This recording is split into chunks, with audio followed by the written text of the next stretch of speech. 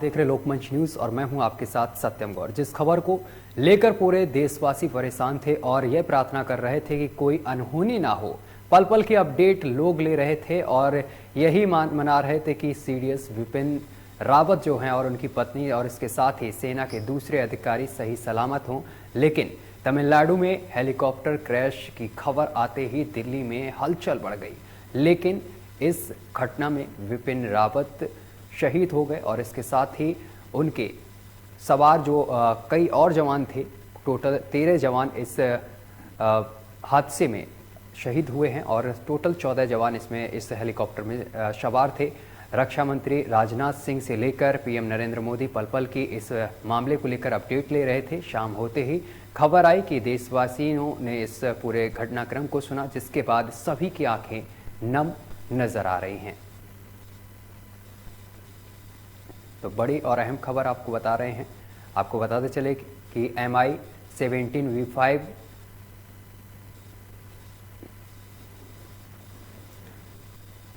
जो हेलीकॉप्टर है, इसी में विपिन रावत सवार थे और इनके साथ उनकी पत्नी और साथ ही कई साथी इस हेलीकॉप्टर में सवार थे। इसमें करीब 14 सैनिक सवार थे और इसी पर चर्चा करेंगे। हमारे साथ पूर्व डीजीपी उत्तर प्रदेश विक्रम सिंह जी जुड़ गए हैं। सर, बहुत बहुत स्वागत है आपका लोकमंच पर। सर, बहुत ही दुखद घड़ी है कि जनरल विपिन रावत नहीं है इस समय हमारे बीच, क्या कहेंगे आप? सत्यम जी, पूरा देश स्तब्ध है इस दुर्घटना को लेकर के। सबसे वरिष्ठ सैन्य अधिकारी और श्रेष्ठ हेलीकॉप्टर और इस हादसे में न सिर्फ आप बल्कि पूरा देश शोक संतप्त है। परमपिता परमात्मा से प्रार्थना है कि सभी दिवंगत आत्माओं को शांति प्रदान करें और हमारा आपका कर्तव्य, पूरे देश का कर्तव्य है कि ये पता लगाए आखिर देश के प्रथम सीडीएस की इस प्रकार की मृत्यु अनहोनी होने के साथ उसके पीछे कारण क्या है। कोर्ट ऑफ इंक्वायरी बैठी है, जरूर बैठी है, लेकिन ये बड़ी बेकरारी से हम सब जानना चाहेंगे आखिर इसके पीछे कारण क्या है। तमाम चीजें सामने आ रही हैं, कयास नहीं करना चाहिए, लेकिन जो तथ्यात्मक और जो संभावना है उसका मूल्यांकन करते हुए तथ्यों तक पहुंचना राष्ट्र हित में होगा, जनहित में होगा। बिल्कुल।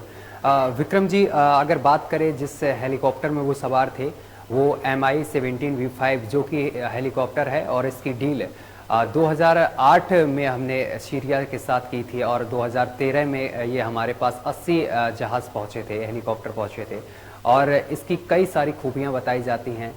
ये भी माना जाता है कि ये हेलीकॉप्टर अगर बारिश हो रही है, इन सभी परिस्थितियों में उड़ने के लिए रहता है। लेकिन क्या ऐसा हुआ कि इतनी बड़ी अनहोनी हो गई इसी हेलीकॉप्टर में वो सवार थे? सत्यम जी, मुझे मौका मिला कई विशेषज्ञों से वार्ता करने का। आपने बिल्कुल सही कहा कि 2008 में विश्व का सर्वश्रेष्ठ हेलीकॉप्टर ये माना जाता है, तो देश के 60 मुल्कों में ये प्रचलित है। आपने सही कहा कि 2008 में इसका ऑर्डर मिला, 2013 में इसकी प्राप्ति हुई। ये ट्रूप इंजन है और इसको ये भी कहा जाता है Mi-17 को, ये फ्लाइंग टैंक है, उड़ता हुआ टैंक है। इसकी जो आर्मर प्लेटिंग है और सामर्थ्य है और जो इसकी लोड बेयरिंग कैपेसिटी है, एवियोनिक्स है, वो एक जनरेशन आगे है सामान्य हेलीकॉप्टर से। मैं क्योंकि अभ्यस्त हूँ, जो यूपी शासन के हेलीकॉप्टर में जिससे हम लोग चलते थे, वो तो उसके सामने कुछ भी नहीं है। ये Mi-7 की जो सुरक्षा व्यवस्था है और इसकी जो चेकिंग होती है, अब ये सत्यम जी देखना पड़ेगा कि आखिर क्या हम देश के सर्वोच्च सैन्य अधिकारी को 50 किलोमीटर वेलिंगटन तक कुन्नूर से नहीं ले जा सके सबसे हेलीकॉप्टर में? तो कारण क्या थे? Mi-17 ट्विन इंजन है, जिसमें पैराशूट की तरह ग्लाइडिंग की तो कैपेसिटी नहीं है, लेकिन अगर एक इंजन फेल हो जाए तो दूसरा इंजन, दोनों इंजन भी अगर दुर्भाग्य से फेल हो जाए तो ये पैराशूट जैसे नीचे आता है, ये उस तरीके से नीचे आ सकता है। बताया ये जाता है कि जो क्लिप आप इस वक्त दिखा रहे हैं वो बादल आने की वजह से, वो बादल को नीचे आना जिससे कि विजिबिलिटी दिखाई पड़ जाए, पर क्योंकि गंतव्य वेलिंगटन केवल 10 किलोमीटर दूर था, यानी 5 मिनट की दूरी थी, तो ऐसे में मैं व्यक्तिगत अनुभव से कह सकता हूं कि पायलट एक प्रयास करता है कि जहां पर लैंड करना है उसका पूर्वानुमान लगा ले। तो नीचे आया क्या किसी पेड़ से टकराया, ये कयास की बातें हैं। लेकिन जो ब्लैक बॉक्स है, जिसको कहते ब्लैक जरूर है लेकिन ये ऑरेंज कलर का होता है और टाइटेनियम का बना होता है, जिससे कि दूर से ही ये दृष्टिगोचर हो जाए। इसमें डिजिटल फ्लाइट डेटा रिकॉर्डर भी होता है, जो पिछले 90 घंटों का पूरा डिटेल, एल्टीट्यूड, फ्यूल, स्पीड और तमाम डेटा इसमें रहते हैं, जिससे कि मालूम पड़ जाता है कि अगर कोई क्रैश हुआ है तो उसके पीछे क्या कारण हो सकते हैं। दूसरे ग्रुप कैप्टन वरुण सिंह, भगवान उनको लंबी उम्र दे, ठीक हो जाए, उनका बयान बड़ा महत्वपूर्ण होगा क्योंकि वो स्वयं में भी कुशल पायलट है, हेलीकॉप्टर के अच्छे चालक पायलट बताए जाते हैं। उनका जो वक्तव्य बयान होगा बड़ा ही महत्वपूर्ण होगा इस दुर्घटना के ऊपर प्रकाश डालने के लिए। एक तरफ ब्लैक बॉक्स, दूसरी तरफ ग्रुप कैप्टन वरुण सिंह का बयान और परिस्थिति जन्य साक्ष्य। बिल्कुल विक्रम जी, एक आपने बात यहाँ पर सामने लेकर आए, जैसे कि वरुण को और इसके साथ ही ब्लैक बॉक्स।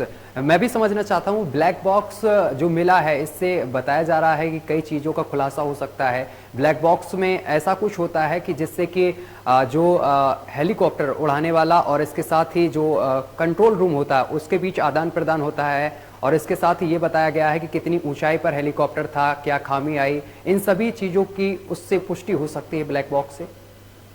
बिल्कुल सही। पिछले 90 घंटों के ये समस्त डिटेल ब्लैक बॉक्स पे रहते हैं, और ये फ्लाइट तो बहुत छोटी थी, इसके सारे डिटेल रहेंगे ही। कंट्रोल रूम से, एयर ट्रैफिक कंट्रोल से, जो चॉपर के पायलट से वार्तालाप, पायलट्स की आपस की जो वार्तालाप थी, जो इंस्ट्रक्शंस मिल रहे थे, जो इंस्ट्रक्शंस दिए जा रहे थे, और किसी तरह का अगर खतरा दृष्टिगोचर हुआ था उसके बारे में जानकारी, और जो अगर कोई मार्गदर्शन प्राप्त करना अगर पायलट चाहते थे, कोई अगर गाइडेंस चाहते थे, उसका पूरा लेखा जोखा डिजिटल फ्लाइट डेटा रिकॉर्डर में उसका रहता है। और इसकी उपलब्धि पर जो कोर्ट ऑफ इंक्वायरी है, इसके डेटा के आधार पर कार्रवाई जरूर करेगी। अभी तो कयास का बाजार बहुत गर्म है, और ये कहा जाता है कि ये 4 संभावनाएं होती है किसी हेलीकॉप्टर की क्रैश करने में, उसके ऊपर दुनिया भर के कयास लग रहे हैं। लेकिन उचित ये होगा कि जब तक एक ऑथेंटिक और आधिकारिक कोई अगर विज्ञप्ति नहीं आती, तब तक हम केवल कयास ही बता सकते हैं। बिल्कुल। अगर जनरल रावत की बात की जाए तो ये माना जाता है कि उनके तेवर से जो पाकिस्तान और चीन, जो पड़ोसी देश हैं, ये बड़ा घबराते थे। सत्यम जी, केवल पाकिस्तान और चीन नहीं, अगर आप याद करें, चाहे म्यांमार की सर्जिकल स्ट्राइक हो या और सर्जिकल स्ट्राइक जो हमने पड़ोसी मुल्क पाकिस्तान के ऊपर किए, उसके पीछे कार्य योजना, युद्ध कौशल और व्यू रचना जनरल विपिन रावत की थी। इसके अलावा जनरल रावत ने कुछ दिन पहले एक बयान दिया था कि हमें 2.5 मोर्चों पे युद्ध करने के लिए तैयार रहना है। 2.5 का मतलब क्या? एक पाकिस्तान, एक चीन और आधा वो जो आंतरिक, जो हमारे राष्ट्र विरोधी तत्व है उनके विरुद्ध। कश्मीर में चरमपंथियों के विरुद्ध जो उन्होंने युद्ध किया, और जिस प्रकार उन्होंने कहा, चीन के आधिकारिक प्रवक्ता ने यहां तक कहा कि जनरल विपिन रावत के वक्तव्य से हम पूरी तरीके से सहमत हैं, और उसकी निंदा करते उन्होंने की। तो वो बिल्कुल पाकिस्तान की आंखें किरकिरी थे, चीन की आंखें किरकिरी थे, हमारे देश में रहे तथाकथित एनजीओ और इस तरीके के लोग। और दुर्भाग्य तो देखिए सत्यम जी, ऐसा मौका नहीं आता हमारी सभ्यता के विपरीत कि किसी के निधन के बाद हम कोई खुशी जाहिर करें, लेकिन नीचता की पराकाष्ठा तो देखें। कुछ ऐसे स्वार्थी और मैं उनको राष्ट्र विरोधी तत्व कहूंगा, निर्लज्ज तत्व ऐसे हैं जिन्होंने जनरल बिपिन रावत और सैनिकों के मरने पर कर्म फल और पता नहीं क्या क्या कहा। मैं इसकी भर्त्सना करता हूं, और मैं तो ये भी कहूंगा जरा उनसे पूछताछ होनी चाहिए, आखिर आपके हर्ष का कारण क्या है, यह खुशी का कारण क्या है? आप किसकी तरफ से बोल रहे हैं? पाकिस्तान की तरफ से बोल रहे हैं, चीन की तरफ से बोल रहे हैं, राष्ट्र विरोधी तत्वों की तरफ से बोल रहे हैं आप? विक्रम जी, जब ये खबर सामने निकल कर आई तो मुझे भी विश्वास नहीं हुआ कि ऐसा कुछ हुआ है कि विक्रम यहाँ पर हमारे साथ जो जनरल विपिन रावत हैं वो नहीं रहे, और उनके साथ ही 13 लोग और भी शहीद हुए, उनकी पत्नी भी इसमें शामिल थी। सर, जब आपको इस बारे में पता चला तो आपको क्या लगा? सबसे पहले बहुत सदमा लगा, ऐसा आघात लगा कि मुझे समझने में कुछ समय लगा। लेकिन हम जानते हैं कि फौज एक बहुत ही सशक्त एक संगठन है, और फौज में हम एक ही साथ आंसू भी बहाते हैं और दूसरे हाथ तैयारी पुख्ता रखते हैं। सदमा तो लगा, क्योंकि भारत का वो वीर सपूत जिसने 43 साल अपने जीवन के सैन्य और भारत माँ की रक्षा के लिए दिए, न्यौछावर किया और अंतिम प्राणों का न्यौछावर किया, ये एक अपूर्णीय क्षति है भारतीय सेना की, भारतीय रक्षा व्यवस्था की और भारत की। और इसलिए मैं समझता हूं कि इस अपूर्णीय क्षति हमको सबक लेना बहुत जरूरी है, और सबक लेने का पहला चरण ये होगा सत्यम जी, यह पता लगा इसके कारण क्या थे। वरिष्ठतम सैन्य अधिकारी, सर्वश्रेष्ठ हेलीकॉप्टर और 50 किलोमीटर अगर हम नहीं ले जा पाए, कहाँ चूक थी हमारी। विक्रम जी, इस हादसे के बारे में सुनकर आपको क्या समझ आ रहा है और क्या वजह रही होगी, और इसके साथ ही मैं ये चाहता हूं कि आप एक्सप्लेन करें कि किस तरह के जनरल रावत थे और सीडीएसओ थे। सत्यम जी, किसी भी हेलीकॉप्टर के पीछे, हादसे के पीछे 4 कारण होते हैं। एक होता है ह्यूमन, यानी मानव त्रुटि। मानव त्रुटि या पायलट की प्रशिक्षण वांछित नहीं थी, असंभव। जो सर्वश्रेष्ठ पायलट थे, जिनके पीछे लंबा अनुभव था, वो पायलट थे इसके। दूसरी, मशीनी त्रुटि। ऐसे विशिष्ट व्यक्ति को ले जाने के पहले इसमें एक बहुत ही एक बृहद चेकिंग की जाती है, और उस बृहद चेकिंग के बाद अगर छोटी सी भी त्रुटि होती है या त्रुटि की आशंका होती है, तो ये फ्लाइट अलाउ नहीं की जाती है। उस तमाम चेकिंग के बाद अगर ये हेलीकॉप्टर उड़ा तो इसका मतलब चेकिंग ठीक थी। नंबर 3, मौसम की जानकारी। ये कहा जाता है कि हेलीकॉप्टर बादलों के, आप देखें जो आप क्लिप दिखा रहे हैं कि बादल से विजिबिलिटी पुअर हो जाती है, तो इसको नीचे ले आए थे कि विजिबिलिटी क्लियर हो जाए। लेकिन क्या ये सही है?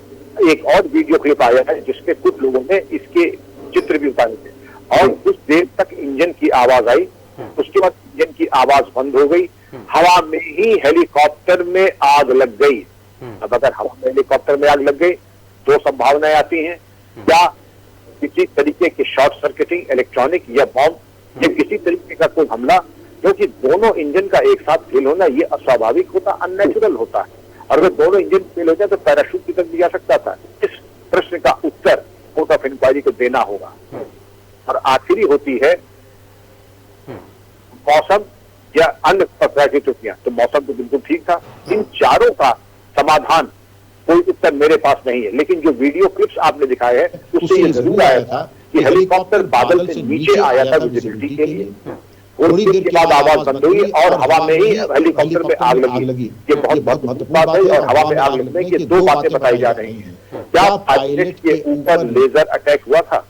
विश्व में इसके पहले भी लेजर अटैक पायलट कभी, जिससे उसको दिखाई पड़ना कम हो जाए या बंद हो जाए, तो इस प्रकार के हादसे होते थे। लेकिन आग लगने की बात सत्यम जी, वो तो ये था कि शोल्डर कंधे पर रख करके हेलीकॉप्टर पे निशाना लगाना, स्टिंगर मिसाइल जो मुजाहिदीन को अमेरिका ने दिया था अफगानिस्तान में, जिससे वो सोवियत यूनियन के MI-8 हेलीकॉप्टर इस तरीके के उन्होंने बहुत उसके ऊपर आक्रमण किया था। इस प्रकार के आक्रमण की भी चर्चा है, लेकिन ये इसका पता लगेगा तब जब कोर्ट ऑफ इंक्वायरी अपनी फाइंडिंग देगी। जनरल रावत न सिर्फ 1970 में फौज में आए थे, 1958 की उनकी पैदाइश थी, और सोर्ड ऑफ ऑर्डर उनको एनडीए के माध्यम से वो इंडियन मिलिट्री एकेडमी गए। मिलिट्री एकेडमी में उनको सोर्ड ऑफ ऑर्डर मिला। तो शुरू से ही बहुत ही कुशाग्र और मेधावी वो फौजी रहे हैं। ऐसा नहीं था कि शुरू से पूछ के पाव पालन नहीं दिखते हैं, वो शुरू से ही सर्वश्रेष्ठ थे, बेस्ट थे, तभी उनको सोर्ड ऑफ ऑर्डर मिला। उसके बाद तो उन्होंने एक के बाद एक फौज के आधुनिकीकरण, जो लेटेस्ट टेक्नोलॉजी है, जो बेस्ट प्रैक्टिसेस है विश्व में, और जो सेना को एक जनरेशन आगे ले जाना। वरना भारत उम्मीद करना, आप उम्मीद करें कि हम 62 पे कहां थे, 65 पे कहां थे, और आज अगर हम दोनों ढाई फ्रंट पे आत्मविश्वास के साथ लड़ सकते थे, तो न सिर्फ हम गिरे हुए, बल्कि हमारी मेधा, प्रतिभा, पुरुषार्थ, ये सब उस स्तर के थे कि हम एक माकूल जवाब अपने ढाई दुश्मन को दे सकते में थे। और आज उनकी विरासत और प्रसाद रूप में एक आभारी राष्ट्र कह सकता है कि हम 2.5 नहीं 250 दुश्मन आएंगे, उनका वो तो जवाब हम देने के लिए समर्थ और सक्षम थे। बिल्कुल। और इसके साथ ही जो पाकिस्तान है वो भी घबराहट है, और इससे पहले भी पाकिस्तान को कई बार मुंहतोड़ जवाब भी वो दे चुके हैं। अगर सर ब्लैक बॉक्स की बात की जाए, जो ब्लैक बॉक्स मिला है, इससे किस तरीके के खुलासे हो सकते हैं? क्या सामने निकल कर आ सकता है? ब्लैक बॉक्स कहने को तो ब्लैक होता है, लेकिन ये नारंगी रंग का होता है, जिससे कि दूर से दिखाई पड़ता, मलबे में छुपने में पाए। इसकी एक बहुत महत्वपूर्ण जो कि डिजिटल फ्लाइट डेटा रिकॉर्डर, पिछले 90 घंटों के जो भी सूचनाओं के आदान प्रदान, जो मैसेजेस होते हैं, जो पायलट आपस में को पायलट से वार्ता करते हैं, जो भी मौसम की मिशन होती है, जो ईंधन की उसमें जो कितनी है, कितना फ्लाइट और कर सकता है, इन तमाम चीजों का समावेश ब्लैक बॉक्स में होता है। इसलिए ये मान के चलिए कि ब्लैक बॉक्स के सफर जो बरामदगी हो चुकी है, और जब अध्ययन किया जाएगा, इस अध्ययन में ये बिल्कुल खुलासा हो जाएगा कि दुर्घटना के पीछे कारण क्या था। सैबोटाज, आक्रमण या मात्र दुर्घटना, और कोर्ट ऑफ इंक्वायरी इसको भली बात सवार तो सक्षम है कि इसके बारे में कार्रवाई करे और अनुसंधान करे ब्लैक बॉक्स सर, आपको क्या लगता है कि इस हादसे में क्या चूक रही होगी? मेरा व्यक्तिगत ये मानना है कि मुझे, हालांकि कयासी होगा, मेरे पास कोई प्रमाण नहीं है, कयास की बातें नहीं करनी चाहिए, लेकिन एक राष्ट्रवादी होने के नाते और देश प्रेमी होने के नाते मैं यही कहूंगा कि जो आक्रमण की बात की जा रही, क्योंकि ये स्थान वेलिंगटन में 10 किलोमीटर दूर पे ये दुर्घटना हुई, ये स्थान हो रहा जहां LTTE का घर रहा है। ऐसा तो नहीं कि कोई स्लीपर सेल हो और शोल्डर से कोई मिसाइल से आक्रमण किया गया हो, ये विचार नहीं है और इस पर जरूर इस पर कार्रवाई होनी चाहिए। और एक पूर्व प्रतियोगी होने के नाते सत्यम जी, मैं चाहूंगा इस एंगल के ऊपर भी विवेचना और अनुसंधान और जांच होनी चाहिए। बिल्कुल, बहुत बहुत धन्यवाद सर, आप हमारे साथ जुड़े और तमाम बातचीत की। बहुत बहुत धन्यवाद हमारे साथ जुड़ने के लिए। तो विपिन रावत अब हमारे बीच नहीं रहे हैं और साथ ही आपको बताते चले कि इस खबर के बाद से पूरे देश की आंखें नम हैं और उनके लिए लोग लगातार प्रार्थना भी करते रहे, लेकिन अब जो खबर सामने निकल कर आई जिसके बाद से लोगों की आंखें नम हो गई हैं। इसके साथ ही आपको बताते चले कि अभी इस हादसे से जुड़े हुए एक सेना के जो जवान हैं वो अभी उनकी हालत गंभीर बनी हुई है, जिसको लेकर पूरा देश प्रार्थना कर रहा है। फिलहाल मेरे साथ अभी के लिए बस इतना ही। देश दुनिया की तमाम खबरें देखने के लिए देखते रहिए लोकमंच न्यूज।